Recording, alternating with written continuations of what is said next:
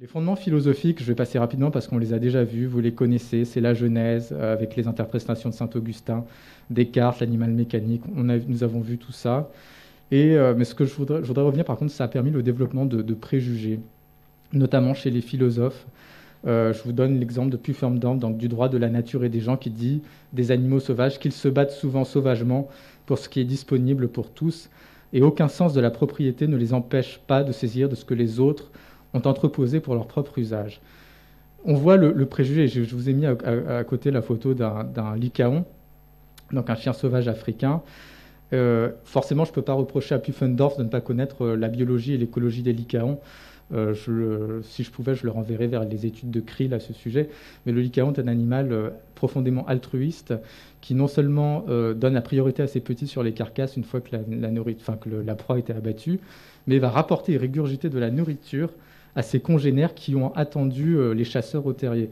Donc on est très loin quand même des préjugés de Pufendorf et d'autres philosophes. Le problème, c'est que ces préjugés, parce qu'il faut rappeler quand même que les débuts de la zoologie, je parle sous le contrôle des scientifiques, et notamment de monsieur Georges, qui est avec nous, mais les débuts de la zoologie, c'est Linné, Buffon, on est au XVIIIe siècle, Darwin, XIXe siècle. Ensuite, l'éthologie animale avec Tinbergen, c'est après la Seconde Guerre mondiale. Donc, entre-temps, les préjugés de ce type ont eu le temps de se développer. Ils sont très ancrés dans la psyché, surtout occidentale, parce que dans le monde oriental, ça peut être différent. Mais c'est vraiment très, très, très ancré. Et on le voit, ça a été traduit chez nous, les juristes, avec la summa divisio, etc., ce qu'on a vu ce matin, notamment en droit français. Alors, qu'en est-il réellement? C'est qu'en droit international, l'animal sauvage est qualifié de ressource naturelle, au même titre que les ressources extractives, qui ne sont pas forcément des ressources vivantes. Et on retrouve cette qualification, par exemple, dans la Convention de Ramsar de 1971 sur la protection des zones humides et des oiseaux d'eau, où les oiseaux sont qualifiés de ressources naturelles. La conséquence juridique, c'est que le principe de souveraineté permanente sur les ressources naturelles vont s'appliquer, ce qui veut dire que le régime de protection de la faune sera fragmenté entre les différents États qui ont une compétence exclusive pour gérer les ressources présentes sur le territoire, dont font partie les animaux sauvages. Donc ça veut dire que la protection des animaux va varier d'un État à l'autre, sauf s'agissant, et encore une fois c'est un champ d'application très limité, les animaux en danger qui vont être protégés donc par des conventions, à condition qu'ils fassent partie d'une liste sur les appendices, ou s'ils font partie d'une aire protégée. Donc au final, les animaux qui ne sont pas en danger ne bénéficient pas de protection en dehors de la protection juridique locale, et si on ne fait pas partie d'une aire protégée, l'animal sauvage ne bénéficiera d'aucune protection, qu'il s'agisse de son bien-être ou de la faculté de l'abattre. Alors, la non-reconnaissance de la sentience de l'animal sauvage libre en droit international public, on le voit, elle est excessivement rare. Il y a très très peu de normes. On reconnaît parfois du bout des lèvres leur valeur intrinsèque. Je vous cite le préambule de la Convention de Rio de 1992, ou la Charte mondiale de la nature, pour vous résumer les choses, parce que je n'ai pas le temps de développer, que du droit mou, c'est-à-dire avec très peu de forces contraignantes pour les États, donc ce qui laisse beaucoup de pouvoir discrétionnaire aux États pour traiter les animaux sauvages comme ils l'entendent. Je vous donne quelques dispositions, notamment l'article 9.3 B de la Convention de Maputo de 2003, une convention régionale donc africaine, qui, par exemple, prohibe les méthodes de capture cruelle qui sont soit indiscriminées ou causent des destructions massives. Donc là, c'est vraiment une disposition qui cherche à protéger les animaux sauvages libres dans la nature. Et je vous cite le règlement du Conseil européen interdisant l'utilisation du piège à mâchoire. Donc quand il y a des normes protectrices des animaux sauvages ou de leur bien-être, c'est uniquement à vue vraiment d'éviter les méthodes de capture trop cruelles ou qui vont tuer trop d'animaux sauvages d'un coup. Mais elles sont relativement rares. Et après, il y a quand même des développements normatifs à l'échelle des conférences des parties, des grandes conventions internationales, qui sont en fait les organes exécutifs, qui vont prendre des résolutions en vue de protéger certaines espèces, par exemple les éoliennes avec les oiseaux migrateurs, etc., etc.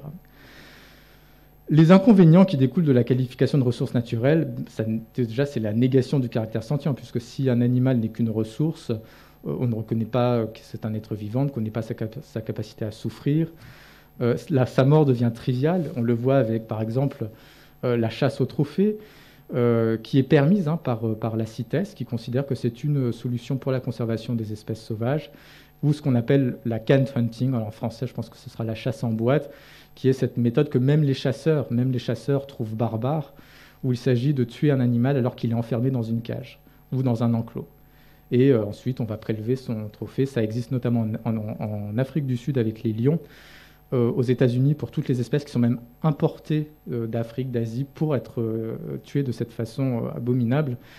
Et même en France, j'ai appris récemment, avec les sangliers.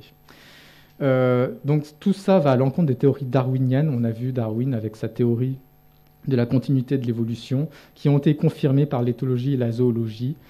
Et le fondement utilitariste qui sous-tend le droit international de protection de la vie sauvage est donc non seulement scientifiquement erroné, mais également dépassé. C'est-à-dire que pour moi, le droit international, et il en va de même pour beaucoup de droits locaux, est contraire aux lois de la nature, est contraire aux règles de la biologie, est contraire à tout ce que la biologie, la zoologie et l'éthologie nous enseignent. Et je pense que ça doit nous interpeller. C'est-à-dire qu'on a quand même des règles qui ne reconnaissent pas les lois de la nature. Je pense que quelque part, c'est grave. Alors, je pense qu'il faut envisager un changement de paradigme. Et heureusement, des philosophes, des juristes l'ont très bien vu, et des éthologues aussi. Donc Hume avait compris que les animaux étaient doués de raison, qu'il était ridicule de le nier. Darwin, on l'a vu. Et ce sont des théories, même celle de Darwin, qui a fait l'objet d'une grande résistance de la part des courants néo-créationnistes. Je n'ai pas le temps de m'étendre sur le sujet, malheureusement. Mais en réponse, je leur citerai Lucrèce, le philosophe, qui dit que rien ne naît de rien. C'est-à-dire que même notre sacro-sainte intelligence, même notre langage, vient d'un ancêtre commun, d'une évolution commune avec les autres animaux. Ça n'est pas apparu comme ça par l'opération du Saint-Esprit, si j'ose dire. Et donc cette théorie, elle a été confirmée par la plupart des éthologues, notamment France Deval, qui dit, je cite, c'est important, « De quoi les linguistes ont-ils peur? Il ferait mieux de sortir la tête du sable, car aucune caractéristique, même pas notre chère aptitude linguistique, n'est apparue à partir de rien. L'évolution ne crée rien d'un seul coup, sans antécédent. Chaque nouvelle caractéristique puise dans ses structures et des processus existants. » Et c'est par exemple ce qu'on étudie avec l'homologie. J'ai appris récemment que la main humaine était en fait similaire à celle de la chauve-souris. Donc ça montre bien qu'il y a des ancêtres communs. Et ça, il en va de même. L'intelligence, finalement, n'est qu'un processus, que la fin d'une évolution, quelque part, qui nous a permis à nous, êtres humains, de survivre dans un milieu hostile. Rien d'autre. De même que le langage. Bekoff et Peirce ont montré d'ailleurs qu'au sein de chaque société animale, il existe des systèmes normatifs dont la violation est punie. Quand un animal, par exemple les antilopes, violent le territoire d'un autre mâle antilope, il y a une punition sociale, il y a une bataille, et celui qui est inférieur va devoir se sauver, sinon il peut risquer sa vie. Donc je vous renverrai, et c'est dommage que parfois les juristes ne regardent pas les travaux, soient trop positivistes, mais par exemple sur les hyènes tachetées, des études de Hans Krug qui ont été réalisées dans le Serengeti, de Gus Mills dans le Kalahari, les études de Spinach sur les antilopes, de Estes sur le gnou en Tanzanie, et je pourrais vous en donner des tonnes, et j'adorerais vous parler de ces sujets qui sont tout aussi intéressants que le droit, mais je n'ai pas le temps, ou de vous parler de mes aventures dans la brousse, mais ce sera pour une autre fois. Et surtout, il y a la déclaration de Cambridge de 2012 qui est passée quasiment inaperçue et qui dit « L'absence des néocortex ». Je vous précise, Stephen Hawking, qui n'est quand même pas n'importe qui, a souscrit à cette déclaration. C'est important de le souligner. L'absence des néocortex ne semble pas empêcher un organisme d'éprouver des états affectifs. Des données convergentes indiquent que les animaux non humains possèdent les substrats neuroatomiques, neurochimiques et neurophysiologiques des états conscients, ainsi que la capacité de se livrer à des comportements intentionnels. Par conséquent, la force des preuves nous amène à conclure que les humains ne sont pas les seuls à posséder les substrats neurologiques de la conscience. Des animaux non humains, notamment l'ensemble des mammifères et des oiseaux, ainsi que de nombreuses autres espèces telles que les pieuvres, possèdent également des substrats neurologiques. Ce qui m'amène à dire, mais ça n'engage que moi, qu'à partir du moment où la science établit sans équivoque que certains animaux, et notamment l'ensemble des cordés, c'est-à-dire les mammifères, les oiseaux, les reptiles, et même au-delà, c'est-à-dire les céphalopodes, il n'est plus possible de réduire juridiquement l'animal sauvage au statut de ressource ou de chose. Et je pense que le droit international, tout comme les droits nationaux, ne peuvent plus continuer à ignorer la théorie de l'évolution et les réalités biologiques, et doit au contraire en tirer toutes les conséquences. Mais ça n'engage que moi. En tout cas, je pense qu'il devrait y avoir un nouveau débat parce qu'on ne peut pas continuer comme ça à l'aveugle. Il y a eu des évolutions doctrinales qui aussi sont en faveur d'un changement de paradigme, excusez-moi. Schaffner, Blitznist, qui rejette la doctrine utilitariste en faveur d'une approche biocentrée, avec une reconnaissance de la valeur intrinsèque de l'animal sur la base de sa sentience, de ses facultés cognitives et émotionnelles, qui sont démontrées par la science. À partir de ce constat, donc, on pourra en déduire que l'animal est ce qu'on appelle en éthique animale ou en philosophie un patient moral, sur la base duquel il pourrait y avoir des droits qui seraient pesés, comme en droit constitutionnel, avec les droits des individus, avec vraiment un conflit normatif. C'est-à-dire que les droits des humains ne prévalent pas automatiquement sur ceux des animaux, mais qu'il y aurait une balance des intérêts et que la vie des animaux ne serait pas sacrifiée pour, par exemple, satisfaire des plaisirs complètement triviaux, comme la chasse au trophée, excusez-moi de le dire.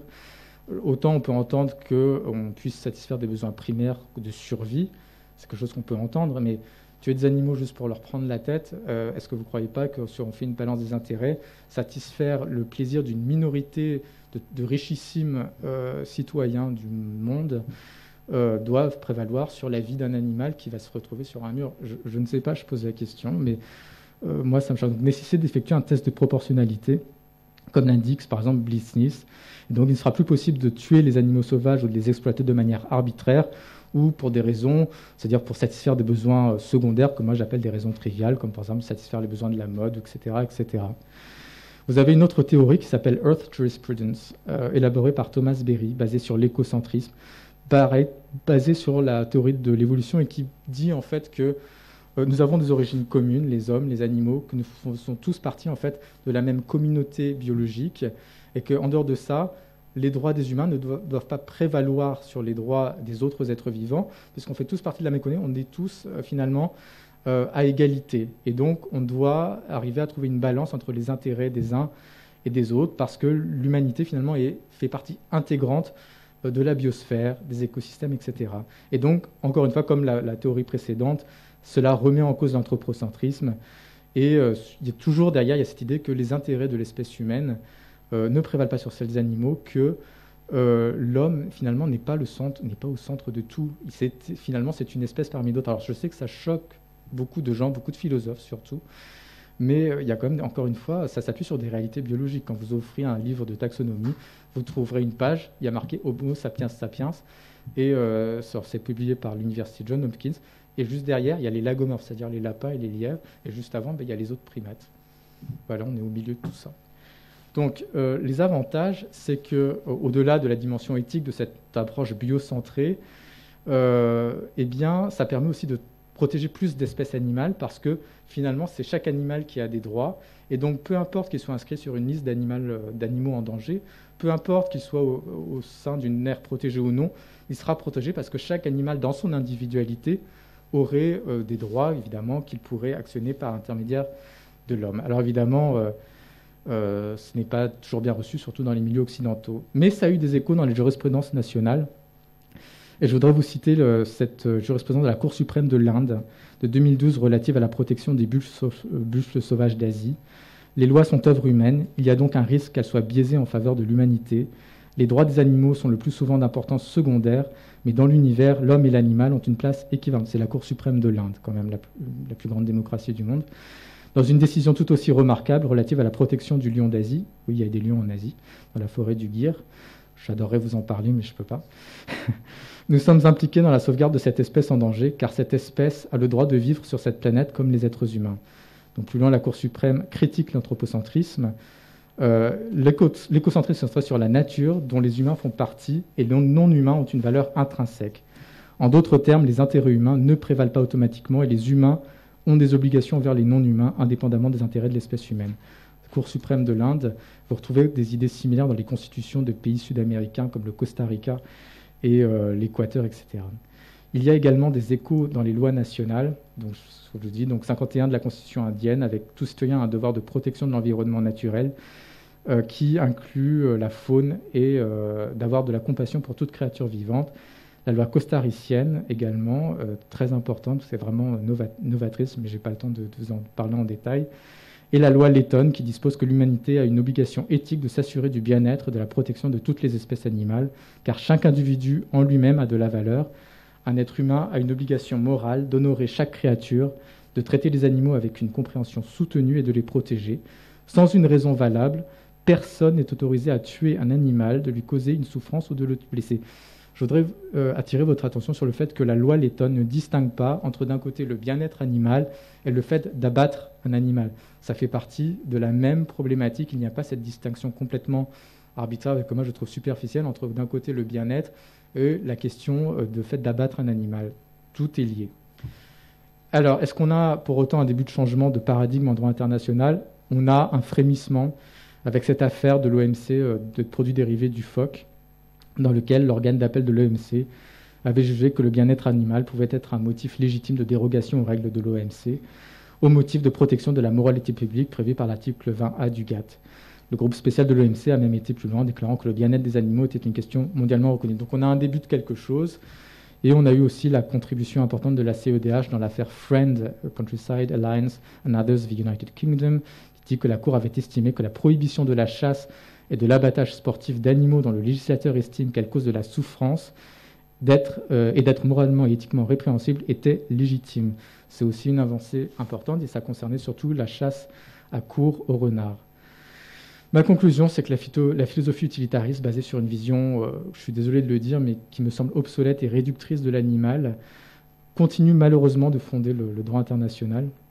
Et je trouve qu'elle est de plus en plus difficile à justifier, eu égard aux avancées scientifiques et de l'éthologie. Je pense vraiment, et c'est le thème de notre colloque, qu'une approche transdisciplinaire, c'est pour ça que j'étais très content de voir des biologistes ce matin, est importante parce que les juristes doivent intégrer les données apportées par la zoologie, par l'éthologie, et ne plus se baser uniquement sur des philosophes qui, de toute façon, la philosophie, chaque courant philosophique se contredit, et chaque courant qui apparaît est en contradiction d'un autre qui lui précède. Donc ça a une valeur, bien sûr, je pense qu'il faut travailler avec la philosophie, mais il faut surtout travailler avec la science qui apporte quand même des données objectives. Une note d'espoir, comme l'a indiqué le juge Cansado Trindade, excusez-moi pour la prononciation, dans l'affaire de la chasse à baleine dans l'Antarctique, disait « Les normes juridiques internationales sont des instruments vivants, capables de continuer à répondre aux besoins de la communauté internationale et aux nouveaux défis auxquels elle doit faire face. » Espérons que ce sera le cas. Je vous remercie pour votre attention et voilà les contacts si jamais vous voulez me poser des questions parce que je crois que je n'aurai pas le temps. Voilà, je vous remercie beaucoup pour votre attention.